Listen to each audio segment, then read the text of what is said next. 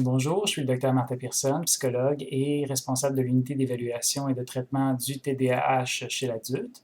Ce que veut dire le TDAH, c'est le trouble du déficit de l'attention avec ou sans hyperactivité. Donc aujourd'hui, je vais vous parler des principales manifestations ou de certaines de ces manifestations-là du TDAH à l'âge adulte et des moyens psychoéducatifs que l'on connaît comme efficaces aujourd'hui pour mieux moduler l'importance des symptômes qui sont associés à ce trouble-là. Donc, le principal problème avec les adultes ayant un TDAH, c'est que leur seuil d'attention est très élevé. Ça va faire d'eux des champions olympiques de la procrastination. Et je ne parle pas simplement de la procrastination normale que tout le monde va expérimenter un jour ou l'autre, parce que vous savez que la plupart des gens, quand vous n'aimez pas faire quelque chose, ben ça se peut que l'intérêt soit un peu moins là. Mais évidemment, quand on a un TDAH, on va rentrer réellement dans une classe à part. Donc, par exemple, vous pouvez continuellement remettre les choses au lendemain avec les conséquences qui vont entraîner une irritation de la part de votre entourage au niveau familial, social, professionnel. Mais ce qu'il faut se poser comme question, c'est pourquoi les adultes qui ont un TDAH vont faire cela? Pourquoi ils vont continuer à se comporter de cette façon-là malgré le fait que ça amène plusieurs difficultés dans plusieurs et différentes sphères de leur vie? Bien, le seuil d'attention élevé peut être une des raisons qui explique cela. Par exemple, un adulte qui travaille en entreprise puis qui a des échéances bien déterminées pour un projet en particulier peut décider de ne pas en tenir compte dans l'immédiat parce que ses dates d'échéance sont justement pas assez immédiates. Donc, il va mettre le projet de côté parce que c'est pas assez urgent ou assez stimulant dans l'immédiat pour eux. Donc, le projet va être sous le seuil de l'attention. Mais plus le temps va avancer, plus la limite ou la date limite de remise du projet va également avancer et l'anxiété de terminer le projet va se construire. Évidemment, ce projet va se rapprocher de plus en plus de leur seuil d'attention et jusqu'au moment où, boum, il va atteindre le seuil d'attention et là, les adultes vont mobiliser beaucoup de leurs ressources pour terminer ce projet-là. Évidemment, ce ne sera pas aussi bien fait que s'il avait été réellement appliqué et s'il s'était donné du temps pour le faire. Par la suite, après ce blitz-là énergétique, ils vont tomber épuisés après cet effort intense-là jusqu'au prochain projet.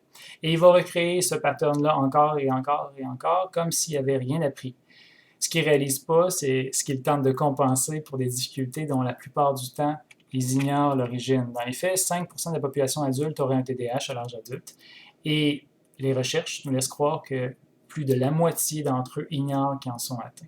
Donc, ils vont s'attribuer des qualificatifs comme paresseux, lâche, bizarre, pas comme les autres, pas intelligent, alors que c'est réellement un trouble neurologique qui est sous-jacent à leur condition. Ils vont se sentir également coupables, puisqu'ils sentent que leur mode de fonctionnement n'est pas comme les autres. Ils ne sont pas en mesure d'expliquer pourquoi.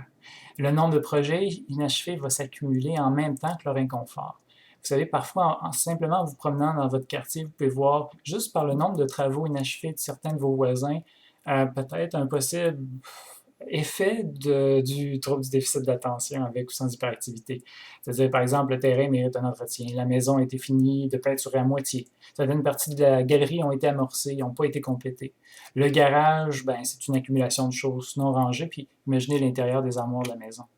Ça semble être une façon très inconfortable de vivre leur vie, mais c'est quoi la raison qui les force à maintenir ces comportements-là? Ben, comme je l'ai mentionné, quand ils débutent un nouveau projet, un adulte ayant un TDAH peut devenir très enthousiaste. Par exemple, ils vont se dire « oui, ça me tente de commencer ça maintenant et je veux le terminer », mais ils vont s'embarquer dans ce projet très rapidement et ce qui va arriver, c'est que plus le projet va avancer, plus les parties les plus intéressantes et les plus stimulantes vont être faites, à ce moment-là, le projet va réduire et va passer sous leur seuil d'attention et graduellement, on va perdre intérêt pour les parties du projet et lorsqu'un nouveau projet plus stimulant va se présenter, ben c'est lui qu'on va prendre en laissant l'autre aux oubliettes et qui a été initié mais pas complété.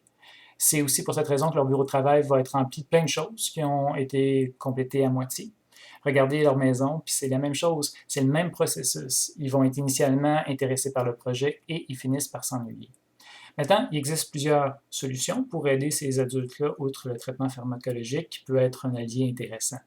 Bon, par exemple, développer des stratégies d'organisation et de planification plus efficaces. Ça peut consister à fragmenter, donc un gros projet en plusieurs petites étapes ou fragmenter ce projet-là pour établir des échéances un peu plus précises pour chacune de ces sous-étapes-là déterminées.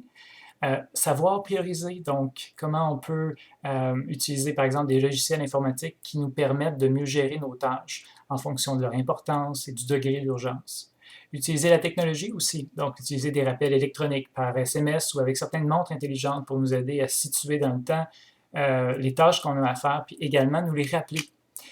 Avoir un équilibre de vie, et c'est d'ailleurs essentiel dans le traitement de n'importe quelle condition médicale, bien dormir, bien manger, bien bouger. Et à cet effet, plusieurs études scientifiques identifient clairement des caractéristiques diététiques et d'entraînement physique à mettre en place pour des adultes ayant un trouble du déficit d'attention, avec ou sans hyperactivité. Demandez de l'aide parce qu'il existe des professionnels qui ont une expertise spécifique au niveau du TDAH chez l'adulte un peu partout au Québec. Donc, ils vont vous enseigner comment mettre en place des stratégies d'organisation, de planification, des stratégies psychoéducatives et d'apprentissage, et surtout, par où commencer. À cet effet, j'ai mis à votre disposition sur mon site web la liste des cliniques spécialisées au Québec dans l'intervention auprès d'adultes ayant un TDAH. Évidemment, si vous croyez, vous, avoir un TDAH, je vous invite à consulter ces professionnels afin de faire évaluer la présence ou non d'un TDAH chez vous.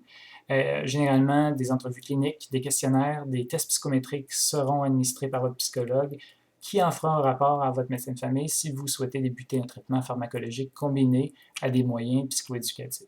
Et n'oubliez pas, avoir un TDAH est une condition neurologique qui est présente pour la vie, mais il existe d'excellents moyens pour bien gérer les symptômes qui y sont associés.